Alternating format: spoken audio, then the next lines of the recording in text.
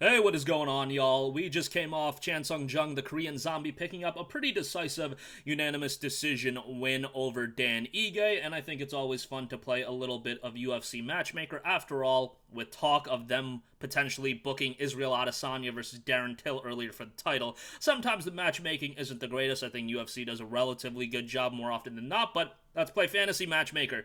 Who should the Korean zombie fight next? I got 5 options for you guys that I think are all relatively good. Some of them might be a little bit of a surpriser to you, but let's get right into it.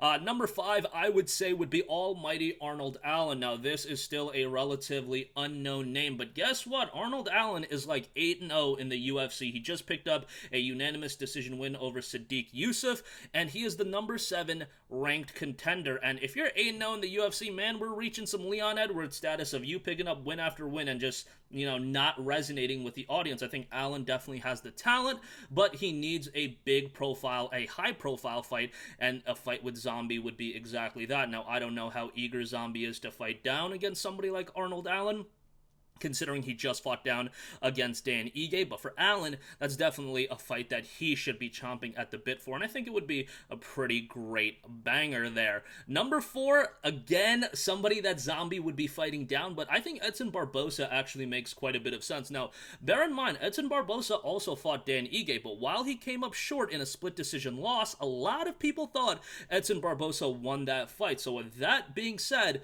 given that Barbosa just came off a fight of the night with Shane Burgos, got the knockout victory on that awesome fight, picked up the Tony Ferguson 75K. Barbosa wants to fight somebody in the top 5, and I think a fight against Korean Zombie would be a banger as a fight night headliner, a co-main event on a pay-per-view, although this is one I definitely would want to see 5 rounds, so if we get the Nate Diaz treatment, hey, all for that being on a pay-per-view card as well. But again, as Barbosa is the number 9 ranked contender, I don't know how eager Zombie would be to take that fight, but that would still be a killer fight that I think the fans would get excited about.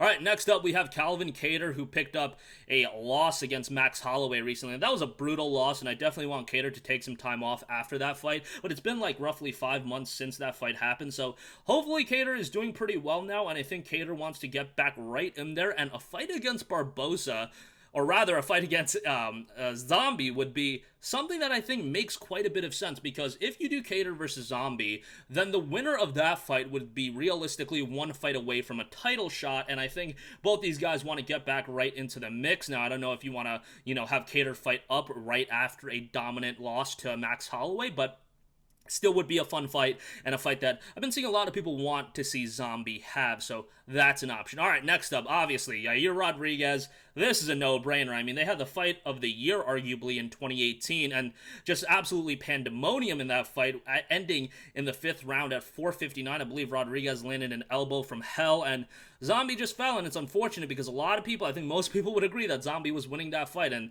literally in the last second, he unfortunately took the L, but Yair Rodriguez versus Zombie, running it back, makes a lot of sense, and given the Rodriguez-Holloway fight fell apart, if they don't want to keep that fight together, Yair Rodriguez makes all the sense in the world. And speaking of that fight falling apart, who else makes all the sense in the world? Max Holloway. If Max Holloway still wants to keep fighting his contenders in his division, even though he's solidly the number 1 contender in the division, unfortunately, Ortega and Volkanovski falling out, then them coaching tough is going to delay his title shot for quite a bit, but he was down to fight Kattar, he was down to fight Rodriguez. Again, that fight fell apart. Holloway versus Zombie would be something that gets people excited as well, and that as a fight night main event, or again, co-main on a pay-per-view, makes a lot of sense, but again, would want the Nate Diaz treatment. Honestly, would want the Nate Diaz treatment in all of these fights if it's on pay-per-view, in the sense that we should go 5 rounds with Zombie and any of these opponents. Zombie and Barbosa 5 rounds, Zombie and Kattar 5 rounds, Zombie and Rodriguez, they already went 5 rounds,